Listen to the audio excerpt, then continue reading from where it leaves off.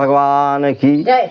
भक्तों, बताना ये है कि भोजन करने के बाद लेटना चाहिए कि चलना चाहिए कि पानी पीना चाहिए कि घूमना चाहिए।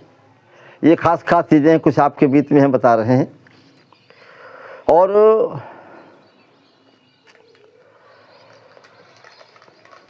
भोजन ग्रहण करने के पश्चात कम से कम 100 कदम चलना चाहिए, क्योंकि जो भोजन पेट में पहुंचा है वो हिलने डुलने पर अपने यथास्थान पर पहुंच जाता है। 100 कदम कम से कम चलना चाहिए, अति आवश्यक है। इसके बाद आराम करना चाहिए, और इतना ज़्यादा भोजन न करने कि आप चलने से मजबूर हो जाएं, ऐसा भी नहीं होना चाहिए। और चलने से भोजन और आहार की नली जो होती है उसमें कहीं थोड़ा बहुत से भोजन जो फंसा होता है तो चलने पे हिलने डुलने से ठीक हो जाता है और आसानी से पेट में पहुंच जाता है। जबकि सोने से उसी स्थान पर जब तुरंत आप खाएंगे, लेट जाएंगे तो आहार नली में वो फंसा रह जाएगा, और जब फंसा रह जाता तो देर में पहुंचेगा तो पेट भी खराब कर देता है, तो स्थान में रुका रहता है। और आहार नाल से कभी कभी समस्या भी उत्पन्न हो जाती है। उसमें से ऊर्ध्व वायु के माध्यम से अगर बाहर निकलना चाहो तो जिसे उल्टी पल्टी कहते हैं, गड़बड़ हो जाता है। भोजन करके तुरंत सोने से कई प्रकार के रोग भी पैदा होते हैं। अगर लेटने के लिए है तो बाईं करवट लेटना चाहिए, फिर 15 मिनट बाईं करवट लेटें, 15 मिनट सीधे लेटें और 15 मिनट दाहिनी करवट लेटें, लेकिन सबसे पहले बाईं करवट। और भोजन करने के पश्चात तुरंत ही पेशाब करने के लिए जाना चाहिए, इसके बाद ये सब करना चाहिए। तो भक्तों, बताना ये है कि भोजन करके तुरंत सोने से कई प्रकार के रोग उत्पन्न होते हैं। और बैठने से, भोजन करने के बाद अगर आप बैठने का काम ज़्यादा करते हैं तो धीरे धीरे उदर वृद्धि हो जाती है, पेट बड़ा होने लगता है, पेट बढ़ जाता है और गैस संबंधी चीज़ें पैदा होने लगती हैं। भोजन के तुरंत आप विचार कीजिए कि भोजन करने से पहले पानी पिएं कि बाद में पिएं कि बीच में पिएं कि ना पिएं। पानी का कितना गहरा संबंध है। भोजन के बाद, पूरा भोजन करने के बाद जो पानी पीते हैं वो पानी गड़बड़ करता है, वो अमृत नहीं बनता, वो विष का काम करता है। क्यों?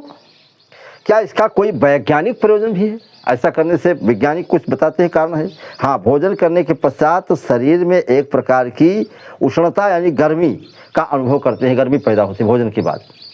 और जब गर्मी होती है, ऐसा क्यों? क्योंकि अन्न में गर्मी होती है और वही गर्मी में पेट में भोजन के माध्यम से पहुंचती है और जठराग्नि उस भोजन को पचाने में कार्य में लग जाती है तुरंत ही। जो अंदर की गर्मी होती है जिससे के माध्यम से भोजन पचता है, और अंत में गर्मी से उत्पन्न गैस अपने मार्गों से बाहर निकलती है, अपने स्थान को ढूंढ करके, और वो गैस बाहर निकलने का काम शुरू हो जाता है। जबकि तुरंत बाद पानी पीने से, अगर तुरंत ही पानी पिया गया तो पानी से निकलने वाली गैस पानी में को शीतलता में दब जाती है और बाद में अनेक प्रकार के रोगों को जन्म देती है। और इससे अच्छा ये है कि भोजन ज़रूर करें, और भोजन का समय अलग अलग नहीं होना चाहिए। एक समय, अगर आप 10 बजे भोजन करते हैं तो 10 बजे भोजन करें, और दिन भर में कई बार भोजन नहीं करना चाहिए। और 8 दिन के अंदर एक बार उपवास भी करना चाहिए, व्रत करना चाहिए। इससे पेट की सफाई होती है और तमाम प्रकार के रोग शांत हो जाते हैं। इसलिए अपने भक्तों से बताना है, समझना है कि भोजन में क्या क्या नियम बरतने चाहिए।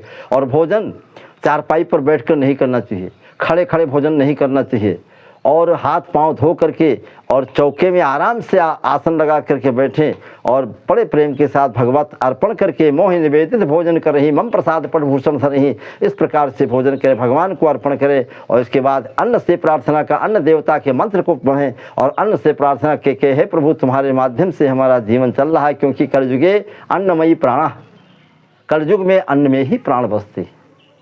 और युगों में कुछ कहीं कहीं हड्डियों में प्राण रहते थे, कभी कहीं ब्रह्मांड में प्राण रहते थे, और कहीं कहीं चमड़े में रहते थे अलग युगों में, लेकिन कलयुग में अन्न में प्राण बसते हैं। इसलिए आप लोगों को यही बताना है कि भोजन के समय थोड़ा थोड़ा करके पानी पीते जाएं, थोड़ा थोड़ा भोजन करें, थोड़ा थोड़ा पानी पीते जाएं, एकदम से आखिर में न पिएं, ये हानिकर हो सकता है। ऐसा कहीं कहीं मुझे मिला है। अगर कहीं त्रुटि हो तो क्षमा करना, और विशेष ध्यान देना इस कथा के ऊपर, और शेयर करना, कमेंट करना। प्रेम से बोलो भक्त भगवान की। वृंदावन।